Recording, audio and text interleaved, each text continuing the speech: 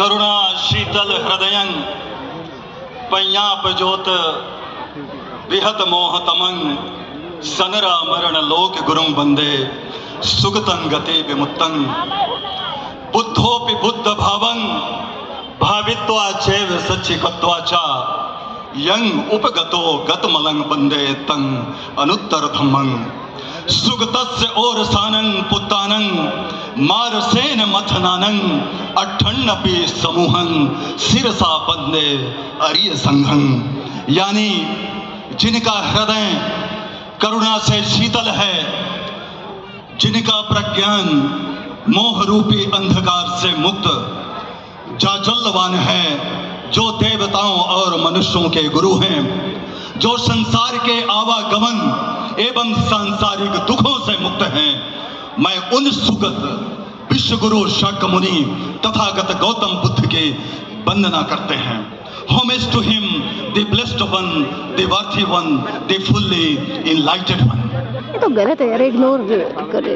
The Buddha भूमि धम्म दूत संघ के तत्वावधान में आयोजित 8वें ऐतिहासिक अंतर्राष्ट्रीय धम्म सभा में मैं सर्वप्रथम विश्व गुरु शाक्यमुनि तथागत गौतम बुद्ध, विश्व के महानतम सम्राट देवानंद प्रियदर्शी अशोक महान एवं बुद्ध भूमि भारत में बुद्ध धम्म संघ को पुनर्जीवित करने वाले महामानव परम पूज्य बोधिसत्व बाबा साहेब आम्बेडकर को वंदन करते हैं, नमन करते हैं।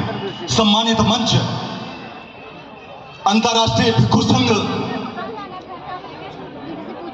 सम्मानित मंच, दूर दराज से आए हुए उपासक उपासिकाएं एवं 21वीं सदी की दम्भ पीढ़ियों, साथियों, एक कायद हो, एक सफ हो, एक परचम हो, कभी बिखरी हुई कौम को खुर्द-फर नहीं मिलता। समझती क्यों नहीं आखिर हमारी कौम ये नुकता? लुट जाते हैं वे राही, लुटते रहते हैं वे राही, जिन्हें राहबर नहीं मिलता। बहुसंख्यक दलित शोषित अस्पृश्य एवं नारी समाज के राहबर परम पूज्य बोधिसत्व बाबा साहेब आम्बेडकर को वंदन करते हैं, नमन करते हैं। साथियों, एक छोटी सी किरण अपनी साधना से महान सूरज कैसे बन जाती है?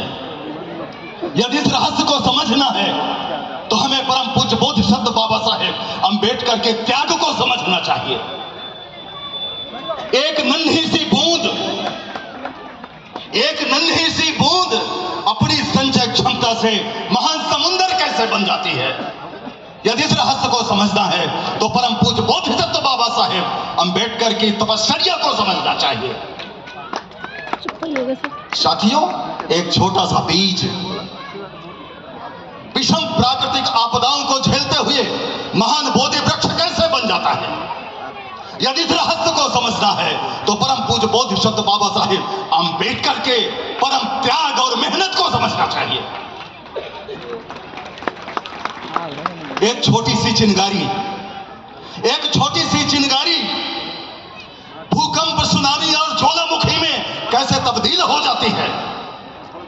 यदि इस रहस्य को समझना है तो परम पूज्य बोधिसत्व बाबा साहेब आम्बेडकर को समझना चाहिए, जिन्होंने बुद्ध भूमि भारत में बुद्ध धम्म संघ, शाक्यमुनि बुद्ध एवं सम्राट अशोक को पुनर्जीवित किया है।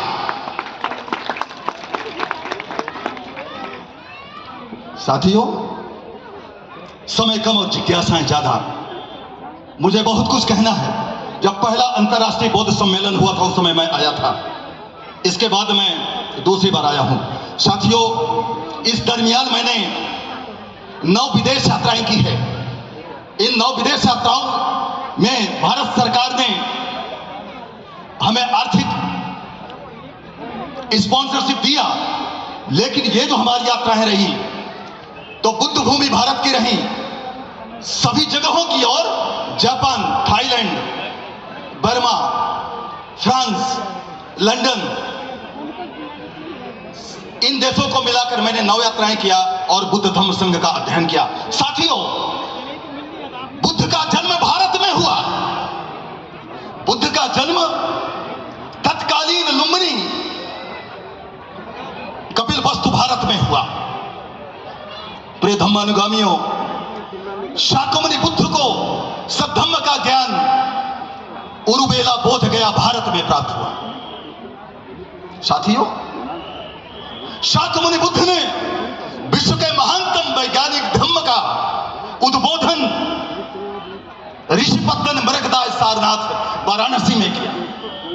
साथियों, शास्त्रा शाक्यमुनि तथागत बुद्ध का महापरिनिर्वाण कुशीनगर भारत में हुआ। लेकिन दुख के साथ कहना पड़ता है, इस भारत की बुद्ध भूमि ने विश्वगुरु शास्त्रा सिद्धार्थ जैसे विश्व के महानतम वैज्ञानिक को जन्म दिया।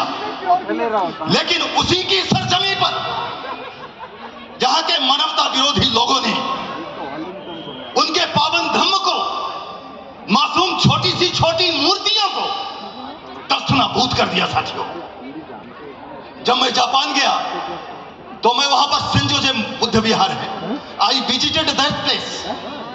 I thought that why all these things has happened in India. When I visited Thailand, I visited so many monasteries there, but I was not happy with Dhamma status of India.